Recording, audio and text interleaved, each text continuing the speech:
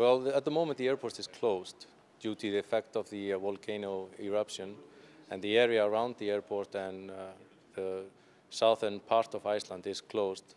The area from the ground up to 20,000 feet is affected.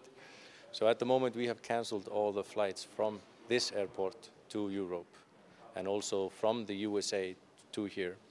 We did move our hub from here to Glasgow.